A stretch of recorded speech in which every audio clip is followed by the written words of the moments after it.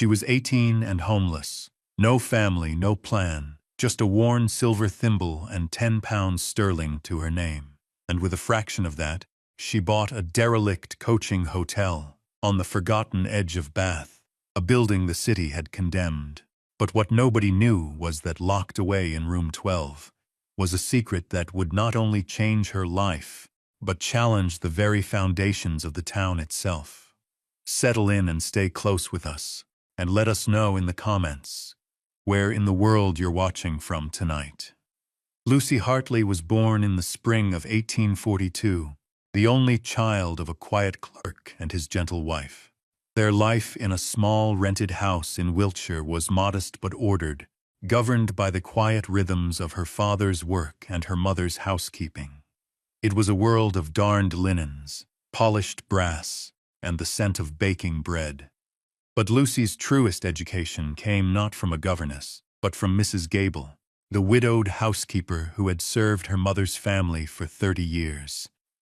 Mrs. Gable was a woman built of starch and sense, her hands chapped from lye soap, but her movements deft and certain. It was she who taught Lucy the alchemy of the domestic sphere, how to turn kitchen scraps into broth, how to make a tallow candle burn without smoke, how to read the grain of wood to know which way to polish. She taught her how to keep accounts in a neat, spidery hand, how to mix plaster for a cracked wall, and how to sew a seam so straight and strong it would outlast the cloth itself. "Waste nothing, child," Mrs. Gable would say, her voice as dry as autumn leaves. "Not a thread, not a potato peel, not a minute. The world has little sympathy for a woman with empty hands." As a gift for her 10th birthday, Mrs. Gable had given her a small, plain silver thimble, its surface worn smooth from another woman's work. It was her most treasured possession. When Lucy's father succumbed to a lung fever when she was 12, the small, ordered world began to fray. Her mother, lost without him, remarried within the year, choosing a man named Mr. Croft, a merchant with a plausible smile and eyes that never seemed to settle. He moved them to a larger house, filled it with fashionable furniture bought on credit, and treated Lucy with a cool indifference that was, in its way, more chilling than outright cruelty. He saw her as a remnant of a life that was not his, an expense on his ledger. Mrs. Gable was dismissed, her presence a quiet rebuke to the new, showy way of things. The house grew louder but colder. Lucy retreated into the skills Mrs. Gable had taught her, mending her own clothes, keeping to her room, and observing the slow, steady erosion of her mother's spirit under Mr. Croft's careless authority. Her mother passed away quietly from a summer illness just after Lucy's 18th birthday, leaving her utterly alone in the house with a man who was, in law and in heart, a stranger. The end of her old life was not a dramatic confrontation, but a quiet, administrative severance delivered by the Morning Post. 3 weeks after her mother's burial, a letter arrived from a solicitor in Bath. It was addressed to her, a formality that felt like a final, small cruelty. The letter was brief and devoid of sentiment. It stated that the house she had lived in since her father's death, along with all its contents, had been sold to settle the extensive debts of her stepfather, Mr. Silas Croft. She was instructed to vacate premises within 48 hours. There was no mention of her future, no provision, no inheritance. She was simply an item to be cleared. That evening, Mr. Croft found her in the hall, her small trunk already packed at the foot of the stairs. He did not meet her eye. He pressed a small, heavy purse into her hand. £10, he said, his voice flat. "It is more than you are owed. Do not attempt to contact me again." He did not ask where she would go or what she would do. He turned and walked into the drawing room, closing the door behind him, leaving her standing in the sudden silence. Lucy did not weep. She did not plead or protest. The lessons of Mrs. Gable had prepared her for this, for the cold reality that the world offered no guarantees. She picked up her trunk, which held 2 plain dresses, her mother's Bible, a change of linen, and the worn silver thimble. With her free hand, she opened the front door. walked out into the damp evening air, and pulled the door closed on the only life she had ever known. She stood for a moment on the pavement, the weight of the 10 sovereigns in her purse, feeling both immense and utterly insufficient. She had no destination, no relations to appeal to, no trade but the domestic skills of a woman who was meant to run a household, not seek one. The finality of it was as clean and sharp as a shard of glass. She was 18 years old, and she was entirely, irrevocably alone. The world had, as Mrs. Gable predicted, little sympathy, and her hands for the first time felt truly empty. The journey to Bath was a blur of gray skies and the relentless, rhythmic clatter of the coach wheels on the turnpike road. Lucy sat wedged between a portly farmer reeking of damp wool and a young woman who slept with her mouth open, the jolts of the carriage doing little to disturb her. Lucy stared out the window, watching the familiar Wiltshire hedgerows and rolling fields give way to the steeper hills and pale, honey-colored stone of Somerset. The world outside the smeared glass was indifferent, a landscape of bare trees and sodden fields under a low, oppressive sky. She felt a profound sense of dislocation, as if she were a ghost observing a world in which she no longer had a part. When the coach finally rattled over the Pulteney Bridge and into the city of Bath, the sheer scale of it was overwhelming. The elegant crescents and grand terraces of limestone rose up around her, monuments to a wealth and a society from which she was utterly excluded. The city was a symphony of stone, but she saw only the shadows between the columns, the grime in the corners of the grand facades. She found a room in a boarding house on a narrow lane near the old markets, a place that smelled of boiled cabbage and coal smoke. The landlady, a woman with a perpetually suspicious expression, demanded a week's rent in advance. The 6 shillings vanished from her purse, a reminder of how quickly her small fortune could evaporate. For 5 days she walked the city. She walked until her feet ached and her resolve frayed. She answered advertisements for positions as a lady's maid, a companion, a nursery governess. In each interview, she was met with the same polite, dismissive questions. Who were her people? Where were her references? Her honest answers, that her family was gone, that her stepfather had cast her out, were met with cool, pitying glances. She was a young woman alone, without protection or connection, and in the rigid calculus of Victorian society. That made her suspect. Each refusal was a small, sharp blow. The £10 shrank to 8, then to 7. The city, which had at first seemed a place of possibility, now felt like a stone trap. The faces of the people hurrying past her on the street were closed and anonymous. The grandeur of the architecture seemed to mock her shrinking prospects. One afternoon, sheltering from a persistent drizzle under the awning of a closed shop, her eyes fell upon a notice pasted to a wooden board. It was a public auction announcement from the city council. Amidst listings for seized carts and unclaimed parcels was a property.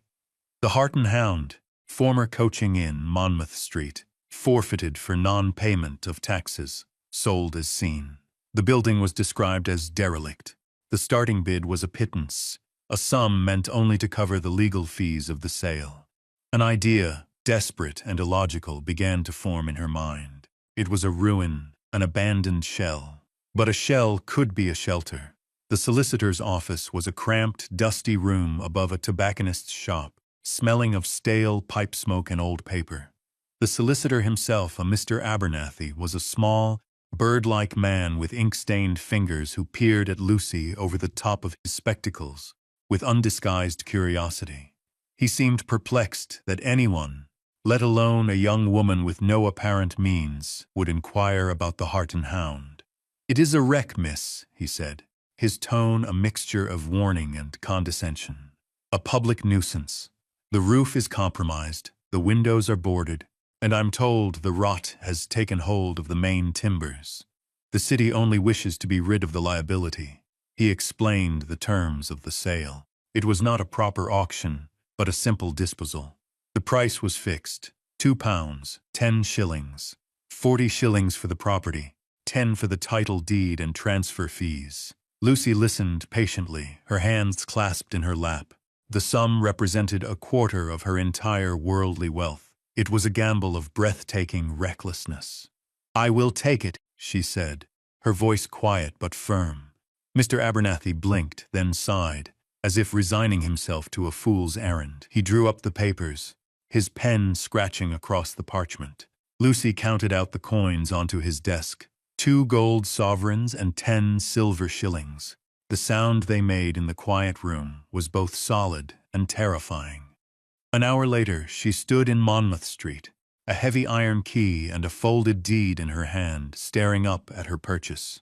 The Hart and Hound was even more dilapidated than the solicitor had described.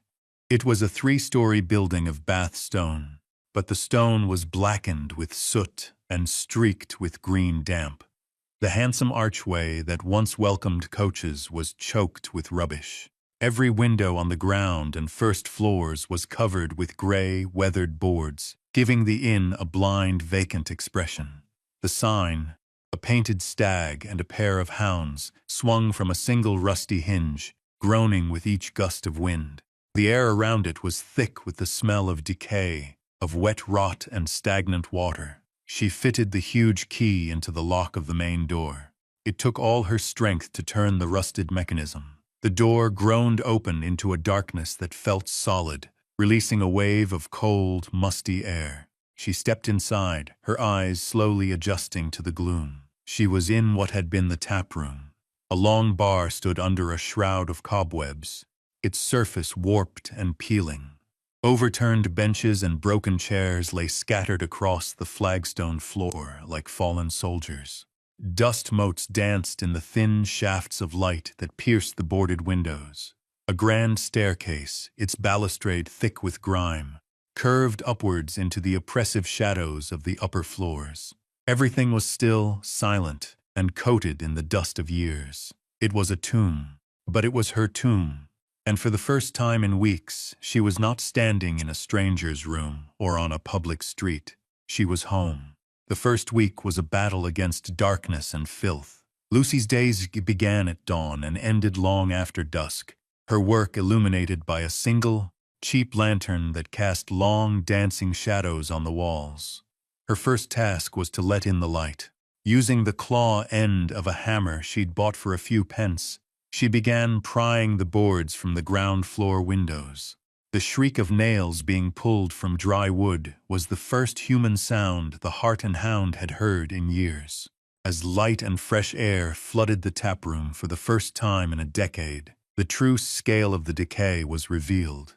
A thick, gray-green mold crept up the walls, and the floor was slick with a film of damp grime. She started with a bucket and a stiff brush, fetching water from a public pump 2 streets away. She scrubbed the flagstones, the walls, the long wooden bar, her arms and back aching with the effort. She swept out years of accumulated dirt, dead leaves and rubbish, piling it in the coaching yard to be burned. The work was methodical, relentless, and deeply solitary. It was the kind of labor Mrs. Gable had taught her, a way of imposing order on chaos. Slowly, painstakingly, the taproom began to emerge from its grimy cocoon. Beneath the filth, the flagstones were solid, and the bar was made of good, heavy oak. After clearing the ground floor, she moved upstairs. The first floor held a corridor of guest rooms. Most of the doors hung ajar, revealing small, square rooms, each containing the ghost of a life. A broken bed frame, a shattered wash basin, a chest of drawers with its doors hanging off. Dust lay over everything like a fine gray snow. She worked her way down the hall, sweeping and opening windows, airing out the stale memories. And then she came to room 12. Unlike the others, its door was firmly shut. The heavy brass handle would not turn. Peering closer, she saw the problem. The tip of a key was snapped off deep inside the lock. It was sealed shut. For 2 days she tried to force it, using a hairpin, then a length of wire, but the broken key blocked her efforts. The sealed door became an obsession, a single point of resistance in her campaign to reclaim the building. Finally, admitting defeat, she sought help. She found a blacksmith's forge on a nearby lane, a dark, cavernous space filled with the rhythmic clang of a hammer on steel and the acrid smell of hot metal and coal. The blacksmith, a man in his late 50s named Thomas Finch, was powerfully built, with a quiet, steady gaze. He listened to her request without interruption, then wiped his hands on a rag. "I'll come at noon," was all he said. True to his word, he arrived with a small leather roll of tools. He examined the lock on room 12, his touch surprisingly delicate. He did not try to pick it. Instead, he chose a long, thin pry bar and a heavy mallet. With a few sharp, expertly placed blows, the door jamb splintered and the lock gave way. The door swung inward with a low groan. Mr. Finch stepped back, allowing her to look inside. The room was different from the others. It was perfectly preserved, as if its occupant had only just stepped out. A thick blanket of dust covered everything, but underneath it, the furniture was intact. A four-poster bed, its hangings rotted to lace, stood against one wall. A gentleman's coat was draped over a chair. But her eyes were drawn to the object at the foot of the bed, a large, handsome trunk made of dark leather and bound with brass straps. It was not empty, it was heavy. Mr. Finch helped her lift the lid. A faint scent of lavender and old paper rose from within. The trunk was filled not with clothes, but with stacks of banknotes, tied in neat bundles with twine, and resting on top of the money was a heavy, leather-bound ledger. Tucked into the first page of the ledger was a sealed envelope, the wax brittle with age. The address was written in a fading, elegant script, "To whomever finds this." Her hands trembled as she broke the seal. Lucy carried the lantern closer, her heart hammering against her ribs. She sat on the edge of the dusty bed and carefully unfolded the letter. The paper was thick and creamy, the ink a faded brown. The handwriting was clear and deliberate, the script of an educated man. It was dated September 12, 1831, nearly 30 years prior. "My name is Alistair Finch," it began. "I am or was a merchant dealing in textiles. If you are reading this, it means I did not survive the fever that has taken hold of me in this room, and the innkeeper has, as I suspected he would, sealed my effects rather than report my death to the authorities. I have no wife and no child to mourn me. All that I have is in this trunk." Lucy's breath caught in her throat. Finch, the same name as the blacksmith who had just opened the door. She continued to read.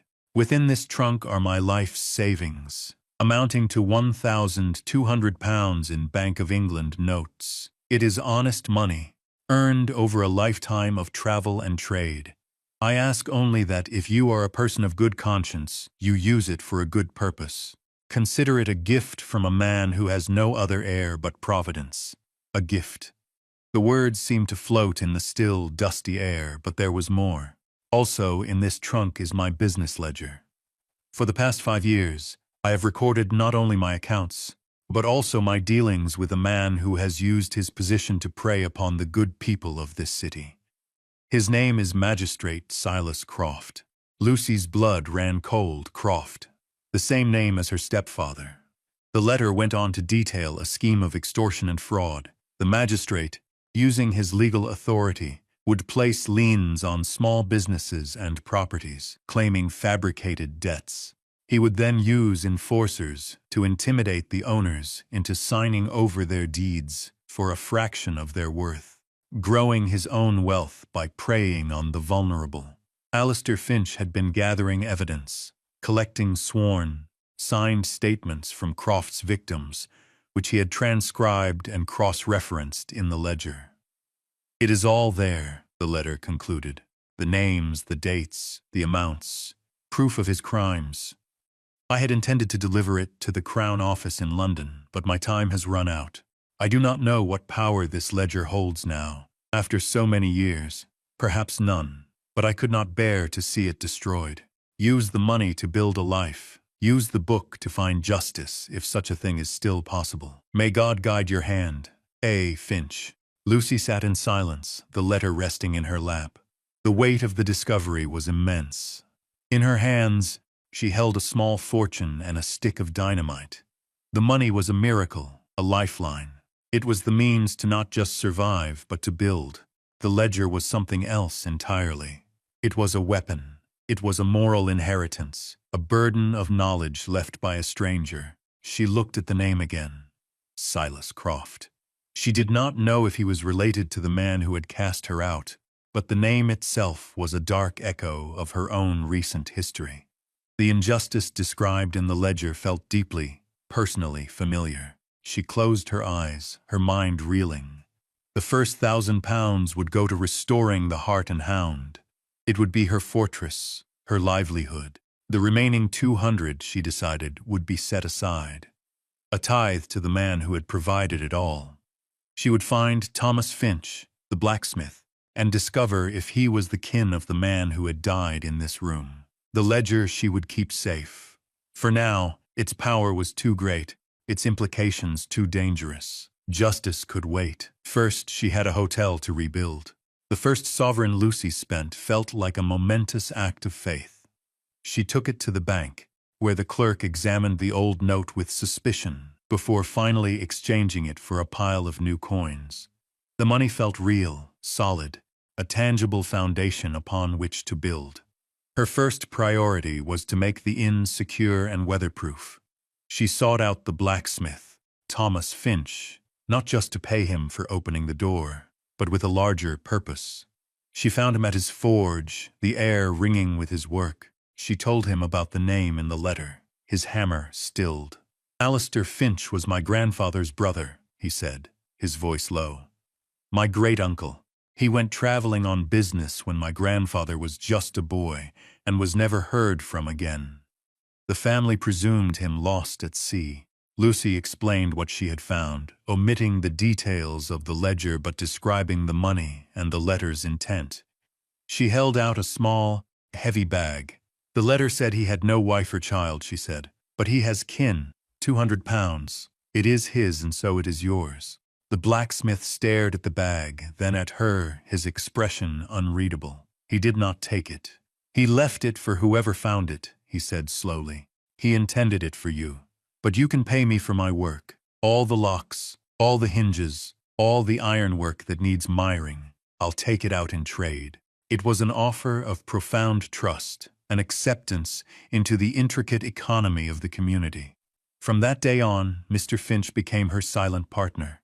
He replaced the broken lock on room 12, fitted new, sturdy bolts on the main doors, and began the slow work of repairing the iron railings on the grand staircase. His steady presence and the sound of his hammer became a part of the inn's slow awakening. Next, she found a roofer, a wiry, cheerful man named Arthur Ames, who seemed to fear nothing. He clambered over the treacherous slate roof, identifying the leaks and broken tiles. He quoted her a price that was fair, not cheap, and she paid him without haggling. For a week, the air was filled with the sounds of repair, the scrape of slates, the tap of the roofer's hammer, the low whistle of Mr. Ames as he worked. Lucy, meanwhile, continued her own relentless campaign inside. She did not hire a crew of cleaners. The work was hers to do. She bought lye, vinegar, and beeswax. She scrubbed every inch of floor, every wall, every window frame. She learned to mix plaster to patch the crumbling walls, her hands becoming chapped and sore, but her movements growing more confident. She reglazed the broken window panes herself, carefully setting the glass in new putty, the task requiring a patience and precision that soothed her. The community, which had at first watched her with a mixture of pity and amusement, began to take notice. Her solitary, tireless labor was a spectacle of quiet determination. Mrs. Davies, the baker's wife from across the street, began leaving a warm loaf of bread on the doorstep each morning. Mr. Wright, a carpenter whose shop was a few doors down, stopped by one afternoon. He looked at the damaged main staircase, its treads worn and several of its balusters missing. "A job like that will cost a pretty penny," he said. He paused, running a hand over the scarred oak. "Tell you what, I'll fix it for you. You can pay me in lodging and ale when you're open for business." One by one they came. A glazier offered her a discount on glass. A farmer offered to haul away the mountain of rubbish in the yard in exchange for any scrap wood he could burn. They were not offering charity. They were making an investment in her, in the project. They were a community coalescing, not through words of friendship, but through the shared practical language of work. The Hart and Hound was no longer just her project. It was becoming theirs. As autumn bled into a cold, crisp winter, the Hart and Hound began to resemble a living building again. The roof was sound, the windows were glazed, and the great coaching arch was cleared of debris. Inside, the transformation was even more profound. The ground floor taproom was the heart of the restoration. Lucy had sanded the long oak bar by hand, rubbing it with beeswax until it glowed with a deep, warm luster. The flagstones, once slick with grime, were now clean and even. Mr. Wright, the carpenter, had been true to his word, painstakingly repairing the grand staircase until it was once again strong and beautiful. Lucy had painted the walls a simple, clean cream color, and the fire she lit each morning in the newly swept hearth filled the room with a welcoming warmth and the scent of wood smoke. In early December she was ready. She commissioned a local sign painter to restore the inn's sign, and the image of the stag and hounds, fresh and bright, was a declaration to the street that the Hart and Hound was back. She did not have a grand opening. She simply unbolted the main door one morning, lit the fire, and placed a small, hand-painted sign in the window. Ale, bread and cheese, rooms for travelers. The first customers were the very people who had helped her. Mr. Finch, the blacksmith, came in that first evening, his face clean and his work clothes exchanged for a stiff collar. He sat at the bar and ordered a pint of ale. He drank it slowly, looking around the clean, warm room. "You've done good work, Miss Hartley," he said, placing the empty tankard on the bar. It was the highest praise. Mr. Wright and Mr. Ames followed, and soon the tap room was filled with the low hum of conversation. They were not just customers. They were stakeholders, men who could point to a mended roof or a sturdy staircase and see their own labor reflected in the inn's revival. Lucy moved between the bar and the tables, her service as quiet and efficient as her work had been. She remembered Mrs. Gable's lessons on how to draw a proper pint, how to keep a cellar, how to make a simple meal satisfying. People in the neighborhood, drawn by the light and the warmth, began to drift in. They found not a fashionable city tavern, but something older, more honest, a place that was clean, quiet, and fair. The name Miss Hartley became a mark of respect on the street. She was no longer the strange, foolish girl who had bought a ruin. She was the proprietor of the Hart and Hound, a woman of substance. The upper floors were still a work in progress, but she had made 3 of the guest rooms fit for lodging. They were simple and sparse, with clean linen, a washstand, and a candle. But they were safe and dry, and for a weary traveler, that was enough. The inn was not grand, but it was alive, breathing with the rhythms of work and community. It had transformed from a burden into a livelihood, a refuge that she had built with her own 2 hands. She had a place in the world now, a place anchored in stone and timber, and in the quiet esteem of her neighbors. One evening, as the last of the taproom customers departed and a quiet snow began to fall outside, Lucy climbed the stairs to the first floor. The inn was silent around her, the only sound the soft hiss of the fire downstairs and the faint whisper of the wind against the newly glazed windows. She walked down the clean, lamp-lit corridor to room 12. She had not turned it into a guest room. It remained her private space, a sanctuary within her sanctuary. She had scrubbed the room clean, but had kept the old furniture, the sturdy 4-poster bed, and the gentleman's chair. The heavy leather trunk sat at the foot of the bed, no longer a mysterious discovery but a familiar presence, the foundation stone of her new life. The ledger was locked within it. On a small table by the window, 2 objects sat side by side in the soft glow of her lantern. One was the worn silver thimble Mrs. Gable had given her, its surface polished by the work of two women's hands. The other was a small, intricately carved wooden bird she had found at the very bottom of Alistair Finch's trunk, a small, personal treasure tucked away beneath the bundles of money. She looked at the two objects, one representing the skills that had allowed her to endure, the other representing the means that had allowed her to build. They were gifts from two people she had never truly known, a housekeeper and a merchant, who had both recognized the value of quiet competence and honest work. They had equipped her for this life.